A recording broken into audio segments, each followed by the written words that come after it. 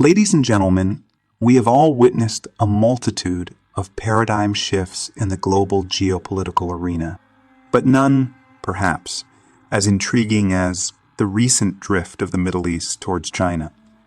Why, after decades of close alignment with the United States, would they opt for a dance with a different partner?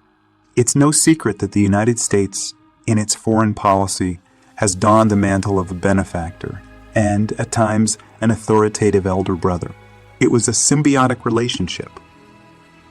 The Middle East provided the U.S. with strategic leverage in oil, and in return received military support and protection. But winds change, and so do alliances.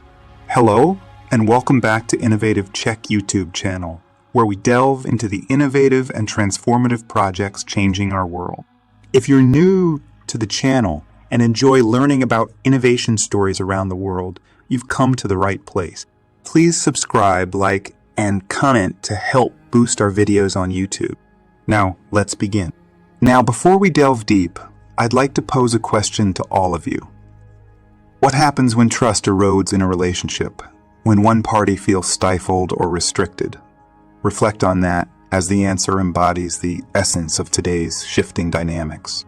In the contemporary theater of international relations, Saudi Arabia's turn towards China is not just a matter of diplomacy.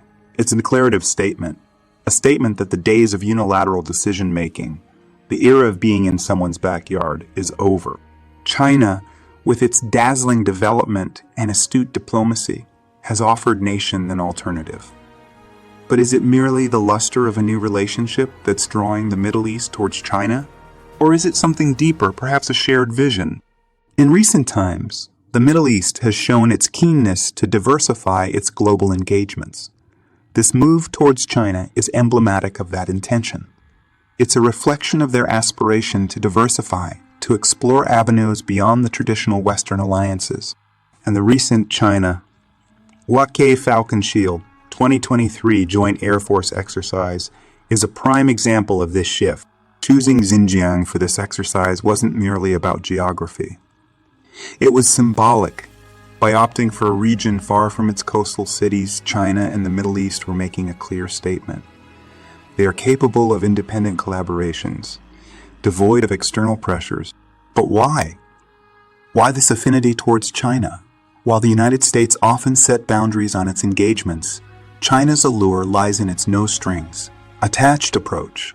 Add to that their mutual interest, particularly in oil trade, economic collaboration, and a vision of a new world order. Both the Middle East and China seem to be on a quest to reshape the existing global norms. This is not to say that China is the proverbial knight in shining armor. Every nation, including China, has its interests at heart. But in the current geopolitical dynamics, the Middle East sees more alignment with Beijing than with Washington. To bring our focus back to the question I posed earlier, relationships strain when one party feels unheard, restricted, or taken for granted. The Middle East, historically seen as a playground for superpowers, is asserting its autonomy. They are no longer content being a silent spectator.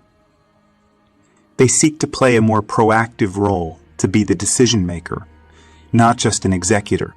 Ladies and gentlemen, while it's easy to view this as a simple game of musical chairs in international diplomacy, it's much more profound. It's about agency, respect, and shared visions. As we navigate this new era, one thing is clear. The Middle East is not merely shifting its allegiance, it's redefining its place in the world. And as we conclude this discussion, I invite you to reflect. In this changing global landscape, where do you see the next alliance forming? Who will be the next pair to dance to a new tune? Only time will tell. But for now, let's watch closely, for these are the moments that will shape our global future. If you are enjoying this video so far, please don't forget to subscribe, share the video, and comment. In the ever-evolving theater of international relations, players shift, alliances are forged and broken, and power dynamics pivot. And today, we face yet another page in this grand narrative. The increasing coziness between Saudi Arabia and China, two powerhouses with deep pockets and expansive visions. But how did we get here? The United States, the so-called world's police, has long enjoyed unparalleled dominance in its relationships. However, as the dust settles over decades of assured partnerships, nations are now asking, is it time to diversify our diplomatic portfolios? And if so, with whom? One cannot simply discuss such a monumental pivot without addressing the elephant in the room. The United States. How has its influence waned in the Middle East?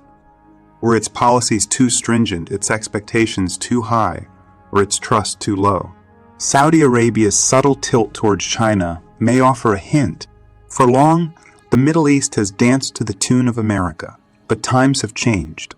Today, nations want their music, their rhythm, and most importantly, their independence. And China, with its open arms and deep economic strategies, seems to offer just that. Let me pose a question. Why is Saudi Arabia looking eastward?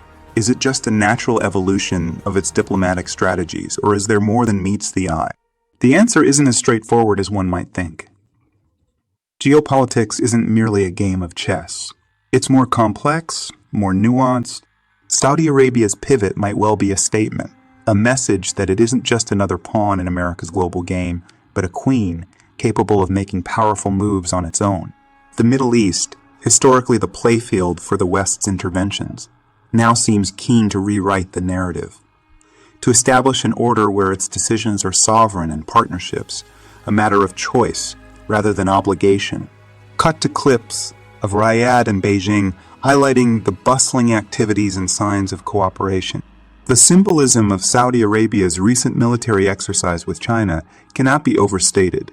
It's not just about military might or strategy, but also about shifting allegiances, new narratives, and the possibility of a world where the East holds as much sway as the West, if not more.